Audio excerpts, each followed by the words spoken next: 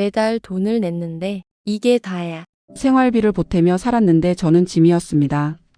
저는 그날도 봉투를 내밀었습니다. 매달 해오던 일이었으니까요. 아들 월급날 며칠 전 제가 먼저 생활비를 꺼내 식탁 위에 올려두는 것. 그게 제 자리를 지키는 방식이라고 생각했습니다. 짐이 되지 않으려면 내가 먼저 채워야 한다고. 그런데 그날 며느리가 그 봉투를 들고 아들 방으로 들어가면서 문을 닫으며 한마디를 했습니다. 작게 한 말이었는데 다 들렸어요. 이걸로 되겠어? 한 달에 이게 다야? 저는 그 자리에 서서 오래된 장롱 손잡이를 잡았습니다. 손이 좀 떨렸거든요. 짐이 되지 않으려고 냈던 돈이 짐의 증거가 되어 있었습니다. 오늘은 그 이야기를 하려고 합니다. 이 집에서 제가 어떻게 살았는지, 그리고 어떻게 그 사실을 알게 됐는지 끝까지 들어주시면 감사하겠습니다. 이런 이야기 주변에 한 분은 꼭 계시죠? 영상이 마음에 닿으셨다면 구독 버튼 한 번만 눌러주세요.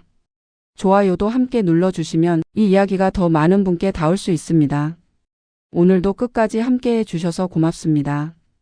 제가 이 집에 들어온 건 남편이 세상을 떠나고 나서 2달 뒤였습니다.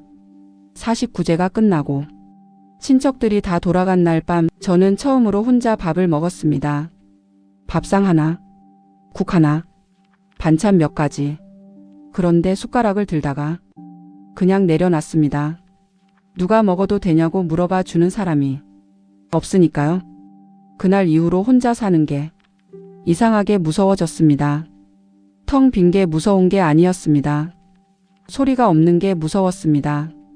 냉장고 돌아가는 소리, 복도에서 이웃이 지나가는 소리, 새벽에 멀리서 들려오는 차 소리. 그런 소리들이 오히려 더 크게 들렸습니다. 아무것도 없으니까요. 아들이 먼저 말했습니다. 어머니, 우리랑 같이 사세요. 애들도 좋아할 거예요. 저도 마음이 놓이고요. 저는 3번 사양했습니다. 진심으로 사양한 게 아니라 그래야 하는 거라고 배웠으니까요. 4번째에 고개를 끄덕였습니다. 이삿짐은 별로 없었습니다. 평생 살던 집을 정리하는데 트럭 한 대면 됐습니다. 그게 좀 서글펐습니다. 오래 살았는데 남은 게 이것뿐인가 싶어서요. 들어오던 날 며느리가 방을 깨끗이 치워놨습니다. 커튼도 새로 달고 작은 협탁도 하나 갖다 놨습니다. 어머니, 불편하신 거 있으면 말씀해요. 그 말이 고마웠습니다. 진심으로요. 저는 그날 밤 이 집에서 잘 살아봐야겠다고 생각했습니다. 그러면서 저는 마음속으로 약속을 하나 했습니다. 절대 손 벌리지 않는다. 밥은 내가 한다. 청소는 내가 한다. 아이들 학교 보내는 건 내가 맡는다. 그리고 매달 생활비를 보탠다. 퇴직 후 받는 연금이 많지 않았지만 쓸 데가 없었거든요. 그 돈이 제 존재 이유가 됐습니다. 아침 6시면 일어났습니다. 밥을 안 치고 국을 끓이고 아이들 가방을 챙기고 며느리가 출근 준비를 하는 동안 저는 이미 하루를 반쯤 살았습니다. 그게 좋았습니다. 바쁜 게 좋았습니다. 필요한 사람이 된 것 같아서요. 손주 준서가 저를 잘 따랐습니다. 학교 갔다 오면 가방도 안 내려놓고 부엌으로 먼저 왔습니다. 할머니, 오늘 뭐해? 저는 그 말이 그렇게 좋았습니다. 별거 아닌 말인데 누가 나를 찾는다는 게. 어떤 날은 준서랑 같이 부침개를 부쳤습니다. 준서가 반죽을 젓다가 옷에 튀기고 제가 닦아주고 둘이 웃고. 그런 날은 저녁이 참 길었습니다. 좋은 의미로요. 며느리가 가끔 말했습니다. 어머니, 너무 많이 하세요. 좀 쉬셔도 돼요. 저는 그 말이 고마웠습니다. 그때는요. 손사래를 치면서 괜찮아, 이게 낙인데 했습니다. 그 말도 사실이었습니다. 그때는요. 돌아보면 저는 그 시절이 제일 행복했습니다. 들어온 지 얼마 안 됐을 때, 아직 서로 조심하던데, 아직 서로 맞춰가던데, 그때는 제가 여기 있어도 된다는 걸 의심하지 않았습니다. 그게 언제부터 달라졌는지 정확히는 모르겠습니다.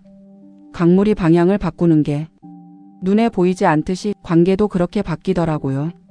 어느 날 보니까 물이 다른 데로 흐르고 있었습니다. 처음 1년은 괜찮았습니다. 아니, 괜찮다고 믿었습니다. 그렇게 믿어야 살 수 있었으니까요. 균열은 소리 없이 왔습니다. 그리고 아주 작은 것부터 시작됐습니다. 처음엔 냉장고였습니다. 제가 반찬을 만들어 차곡차곡 용기에 담아 넣어두면 다음날 그게 그대로 있었습니다. 먹지 않은 거예요. 처음엔 입맛이 없나 보다 했습니다. 두 번째도 그러길래 제가 며느리한테 물었습니다. 이 반찬 별로야? 다른 거 해줄까? 며느리가 웃으며 말했습니다. 아니에요, 어머니. 그냥 저희 입맛이 달라서요. 그 말 한마디면 됐습니다. 저는 더 묻지 않았습니다.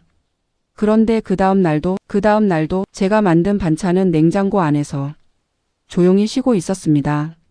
그 다음엔 거실이었습니다.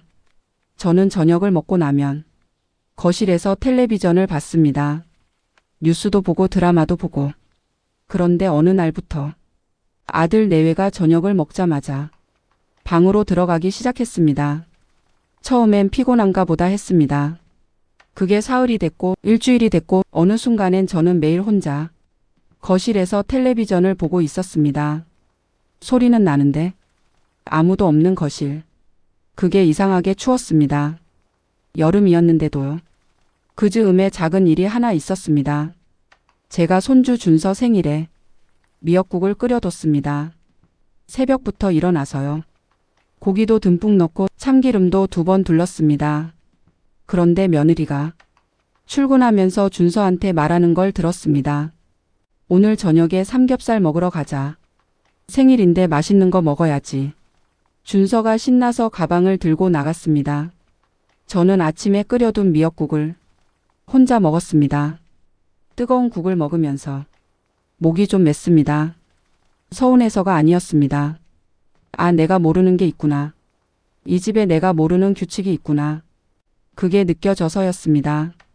사실 그것보다 더 마음에 걸리는 일이 있었습니다. 말수였습니다. 제 말수가요. 저는 원래 말이 많은 편이 아닙니다. 그래도 가족이랑 있으면 이런저런 이야기를 했거든요. 오늘 날씨가 어떻더라. 시장에서 이런 걸 봤다. 준서가 오늘 이런 말을 하더라.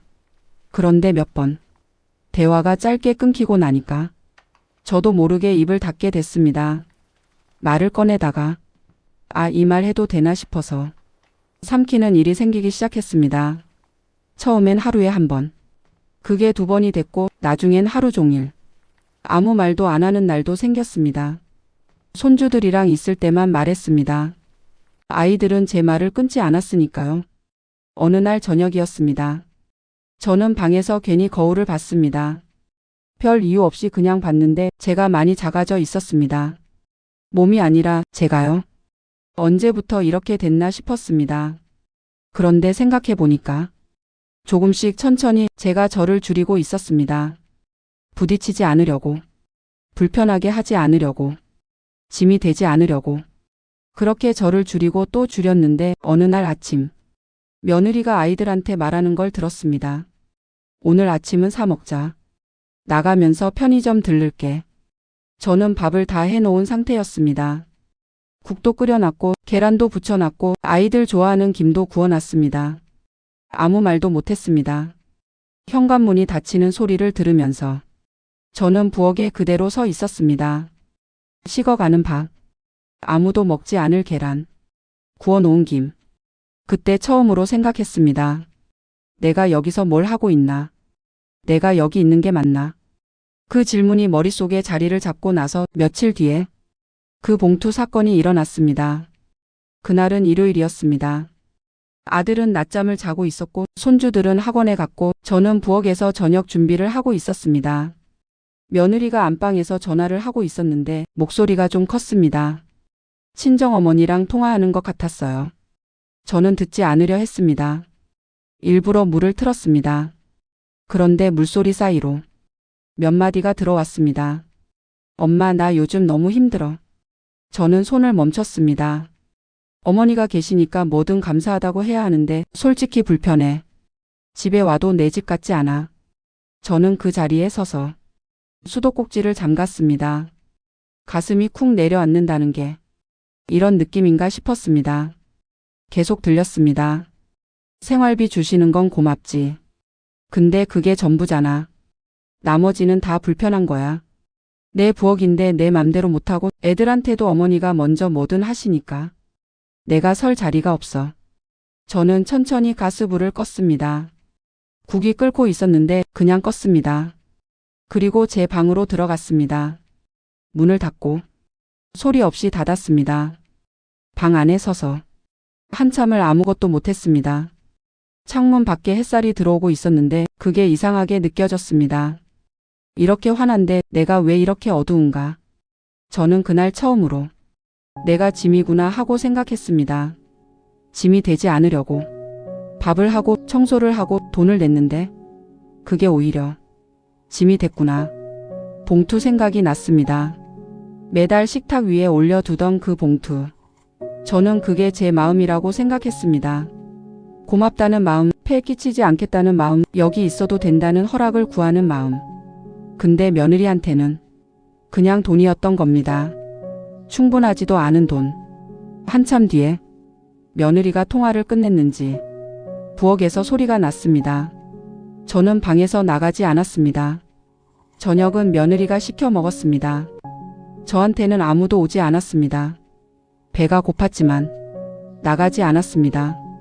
그날 밤 처음으로 이 집에서 나가야겠다 생각했습니다. 감정적으로 한 생각이 아니었습니다. 조용하고 차가운 생각이었습니다. 그날 밤 잠을 못 잤습니다. 누운 채로 천장만 봤습니다. 생각이 많았던 게 아닙니다. 오히려 반대였어요. 아무 생각도 없었습니다. 그냥 멍했습니다. 그게 더 무서웠습니다. 슬프면 울기라도 하지. 아무것도 안 느껴지니까 내가 어디 있는지 모르겠는 거예요. 새벽 4시쯤 됐을 때 저는 자리에서 일어났습니다. 습관대로 부엌으로 갔습니다. 물을 한 잔 마시려고요. 근데 부엌에 서서 컵을 들었다가 그냥 내려놨습니다. 어제 꺼놓은 냄비가 그대로 있었습니다. 식어버린 국이요. 저는 그 냄비를 한참 봤습니다. 이상한 생각이 들었습니다. 저 국은 내가 끓인 건데 먹지도 못하고 식어버렸는데 근데 저 국이 지금 나랑 비슷하다. 뜨거웠는데 필요한 줄 알았는데 식어버렸는데 아무도 찾지 않는데 그 생각을 하다가 저는 피식 웃었습니다. 국이랑 나를 비교하고 있으니. 근데 웃고 나서 눈물이 났습니다. 소리는 안 났습니다. 그냥 흘렀습니다. 새벽 부엌에서 혼자 울면서 이런 생각을 했습니다. 나는 왜 여기 있나? 아들이 좋아서? 손주들이 보고 싶어서? 아니면 혼자가 무서워서? 솔직하게 생각해 보니까 3가지 다였습니다. 근데 그 3가지 중에 하나도 며느리를 위한 건 없었습니다. 그 생각이 저를 멈추게 했습니다. 나는 이 집에서 내가 필요한 것들을 채우고 있었던 건 아닌가. 외로움, 존재감, 쓸모 있다는 느낌. 그걸 채우면서 며느리 집에서 며느리 자리를 조금씩 차지하고 있었던 건 아닌가. 억울했습니다. 처음엔요. 나는 도우려고 했는데, 나는 폐 끼치지 않으려고 했는데, 나는 진심이었는데, 근데 진심이라고 해서 상대방도 편한 건 아니더라고요. 그게 그날 새벽에 처음으로 들어온 생각이었습니다. 저는 그 냄비에 불을 다시 올렸습니다. 국을 데웠습니다. 한 그릇 떠서 혼자 먹었습니다. 새벽 4시 반. 아무도 없는 부엌에서 뜨겁지도 않고 맛있지도 않았는데 이상하게 좀 살 것 같았습니다. 먹고 나서 결심했습니다. 감정으로 나가면 안 된다. 서운하다고 속상하다고 나가면 그건 내가 지는 거다. 나가더라도 내가 정리하고 나가야 한다. 내 방식으로. 그날부터 저는 조용히 움직이기 시작했습니다. 티 나지 않게. 서두르지 않게. 누가 봐도 평소와 똑같이. 먼저 통장을 정리했습니다. 제 앞으로 된 통장이 3개 있었습니다. 남편 퇴직금 일부, 제 연금, 그리고 아이들 어릴 때부터 조금씩 모아둔 돈. 그걸 한 번도 제대로 들여다본 적이 없었습니다. 쓸 일이 없었으니까요. 다 이 집에 쓰고 있었으니까요. 통장을 펼쳐보니까 생각보다 있었습니다.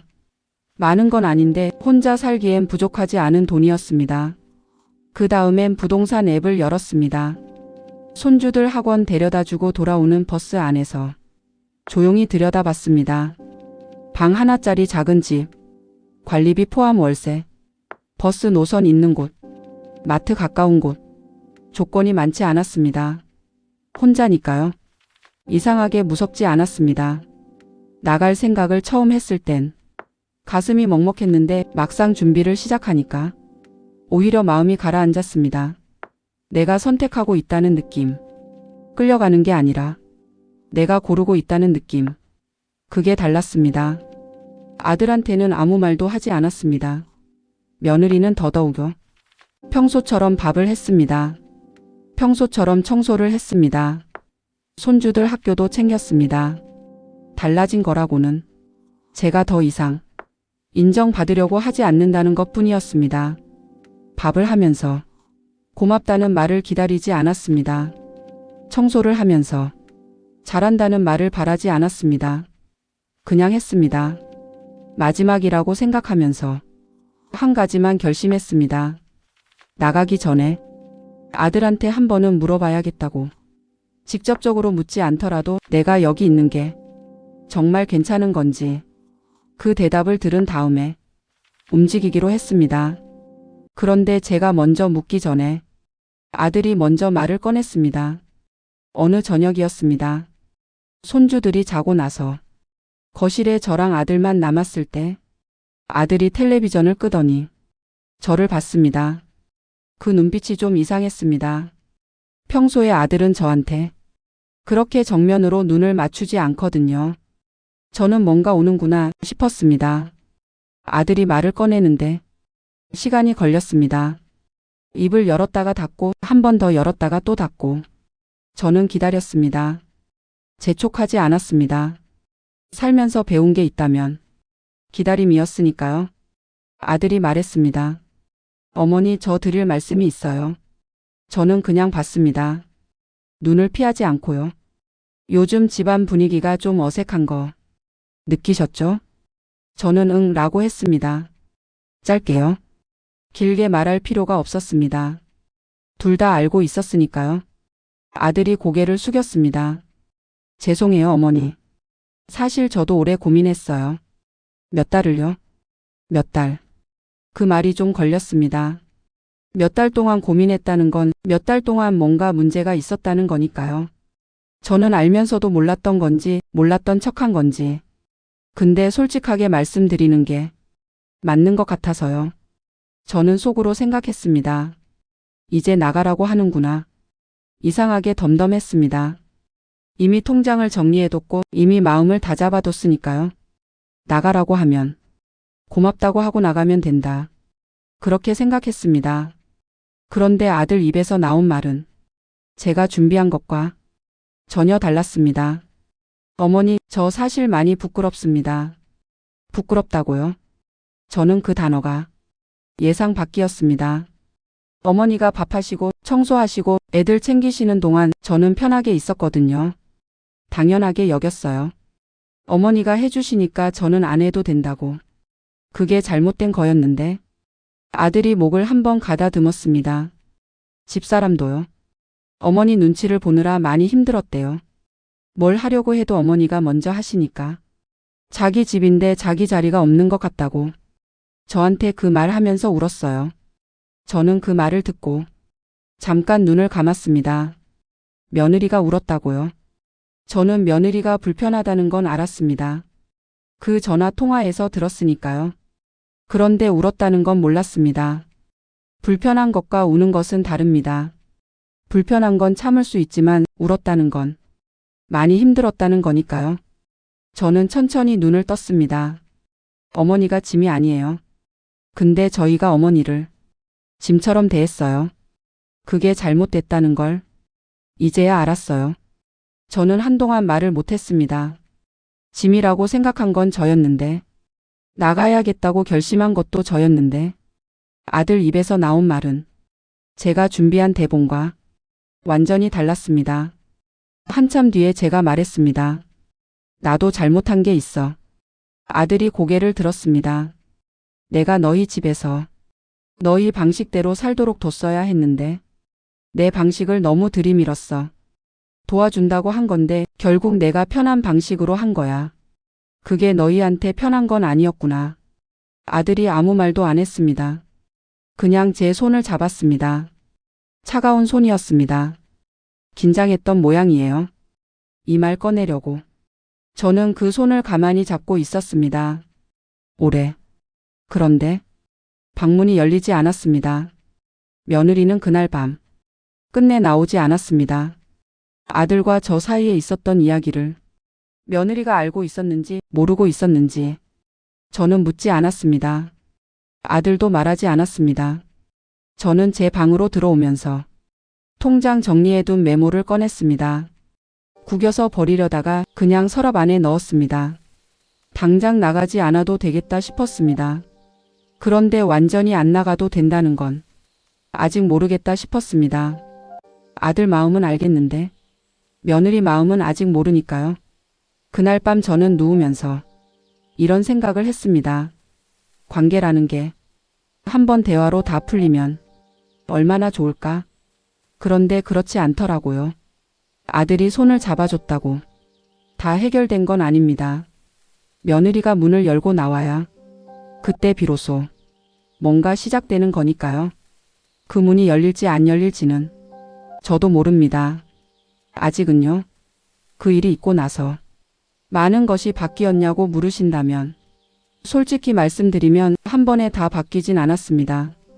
며느리가 갑자기 살갑게 대해준 것도 아니고 밥을 같이 먹자고 먼저 나온 것도 아니었습니다. 그래도 달라진 건 있었습니다. 저였습니다. 저는 더 이상 인정받으려고 밥을 하지 않았습니다. 먹고 싶어서 했습니다. 하고 싶어서 했습니다. 아니면 그냥 안 했습니다. 생활비 봉투도 그 다음 달부터 내지 않았습니다. 아들이 말했거든요. 어머니 그 돈 어머니 쓰세요. 어머니 것 어머니가 쓰셔야죠. 저는 그 말이 처음엔 어색했습니다. 내 돈을 내가 쓰는 게 왜 어색하냐고 하실 수 있는데 오래 습관이 되면 당연한 것도 어색해집니다. 내가 먼저 내어주는 게 당연했으니까요. 요즘은 한 달에 한 번 혼자 나갑니다.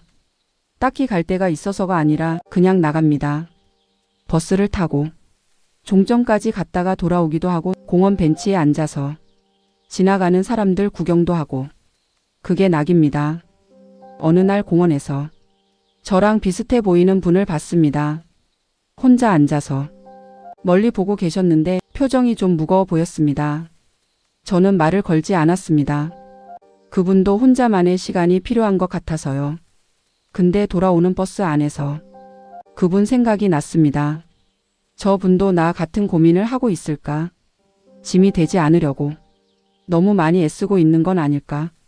이 이야기를 꺼낸 건 저처럼 사시는 분들이 많을 것 같아서입니다. 가족을 위해 다 내어주면서 정작 본인은 구석으로 밀려나신 분들, 폐 끼치지 않으려다가 오히려 더 작아지신 분들, 저는 그날 새벽 부엌에서 배웠습니다. 식어버린 국을 데워 먹으면서요. 내가 나를 챙기지 않으면 아무도 챙겨주지 않는다는 것. 그리고 내가 편해야 곁에 있는 사람도 편하다는 것. 짐이 되지 않으려다 짐이 된 게 아니었습니다. 나를 너무 지운 게 문제였습니다. 여러분은 어떠십니까? 지금 이 순간 누군가의 눈치를 보며 자신을 작게 만들고 계신 건 아닌지요? 내가 여기 있어도 되는 건지, 혼자 묵고 계신 건 아닌지요? 있어도 됩니다. 그냥 있어도 됩니다. 존재만으로도 충분합니다. 오늘 이 이야기가 조금이라도 마음에 닿으셨다면 구독 버튼 한번 눌러주세요. 혼자 보시기 아깝다면 가까운 분께 보내주셔도 좋습니다. 여러분의 이야기도 언제든 댓글로 나눠주세요. 저도 읽겠습니다. 천천히 다 읽겠습니다. 오늘도 끝까지 함께 해주셔서 고맙습니다.